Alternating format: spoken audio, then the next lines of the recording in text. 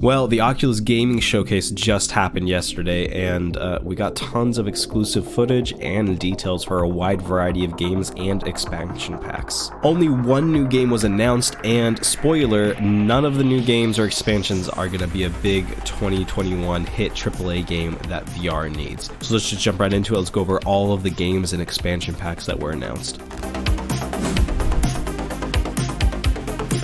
First off, for Pistol Whip, we have a new expansion pack called Smoke and Thunder. It's a 5-scene narrative-driven story based in the Wild West. It comes along with a concierge update, which gives us more customization and modifiers for the guns and how you play the game. So we'll be looking forward to that in Pistol Whip. Next up, we have Warhammer Battle Sister, which is adding a co-op update called Last Bastion, and it comes with 2 new maps that you can play with your friends. It also adds crossplay and cross-buy support for the Rift and Quest platforms. The next update was a massive update for, big fans of Lone Echo, because Lone Echo 2 is launching this summer. It's going to use similar mechanics as the previous game, and it will only be available for the Rift platform. But if you're a fan of the original game because of how good it was, you'll be excited for this one coming out again this summer. No specific date was set, we just know it's going to be this summer at some point. Then we got more exclusive information about Resident Evil 4. They spent a lot of the showcase talking about Resident Evil 4.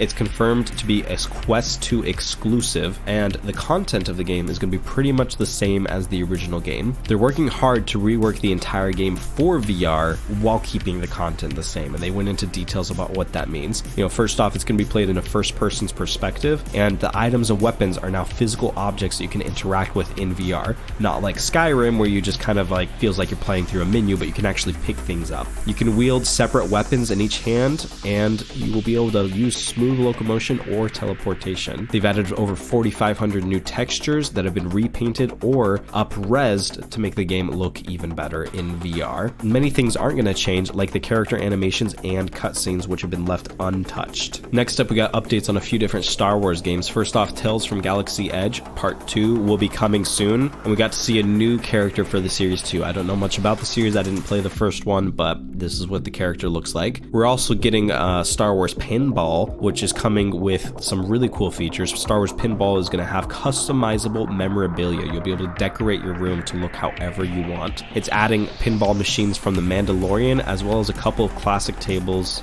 Well, not a couple, but all the classic pinball tables from Star Wars. Occasionally, these pinball tables are going to have playable mini games that are going to be even cooler and much better in VR. Next up, we have an I Expect You to Die sequel that's going to be coming out titled The Spy and the Liar. It looks pretty good, just about as good as the first game, so if you like that one, definitely pay attention for I Expect You to Die 2 coming out soon. Now, this next announcement is the only new game, as far as I know, the only actual new game that we didn't know about before, which is Carve Snowboarding. And even this isn't a brand new game. It's going to be almost a remake, not quite a remake. It's being made from the same developer that created 1080 Snowboarding, which is a Nintendo 64 classic. This new one, Carve Snowboarding, is going to be a really cool snowboarding experience. It looks really fun, it looks really pretty out there in the slopes that you'll be going down, which is probably the most enticing factor for a snowboarding game. It does look a little bit low poly for some of the trees and stuff, but overall it looks like an awesome experience, and it even lets you have a pet dog, so that's kind of cool. This next game is probably the one I'm most excited for from this list, and it's After the Fall. Now, After the Fall is from the developers of Arizona Sunshine, which I know has gotten a lot of hate recently, Arizona Sunshine, especially from new Quest players, because it's an old game. Arizona Sunshine was one of the first VR games. Back when I first got into VR, when VR was just a baby, I played Arizona Sunshine, and that game was amazing. Compared to newer VR games, yeah, Arizona Sunshine is not that great, but that's why I'm really excited for After the Fall, because this is from the same developers that made that awesome game, but now they're going to be able to make it with the new modern, VR type mechanics and things that we needed in Arizona Sunshine. So it's going to be a 4-player co-op survival game with zombies, just like Arizona Sunshine. It's got a synthwave soundtrack and 80s tech turned weaponry, which is going to be really fun to play with. It says it's coming this summer to Quest and Rift platforms with cross-play support, so I'm really excited for this one.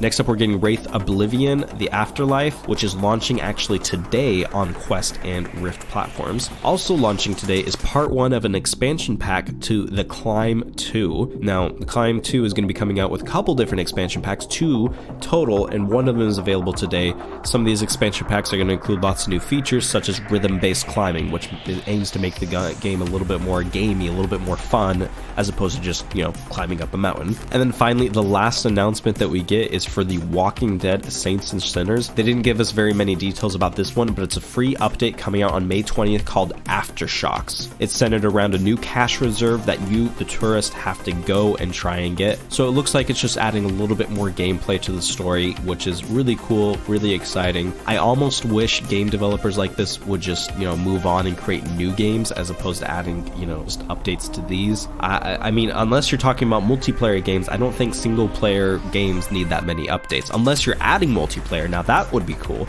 Adding multiplayer to The Walking Dead Saints and Sinners or some co-op levels, now that would be something I could get behind. But just adding more story to the already long and fun storyline we have, sure, I'm excited for it, it's going to be fun, but I almost wish they were putting their time towards something better, like a multiplayer addition to it or a brand new game. So that's pretty much it for the entire showcase. It was really short, only 30 minutes, and like I said, it really only gave us information that we already knew. Some new exclusive footage and new exclusive information came out, so it was definitely worth watching. Go check it out. It's really only 30 minutes long if you want to see all of the footage and all of the details. I only briefly touched everything here. I'm really excited for this year for VR. I really hope that somebody announces a good AAA game coming to VR.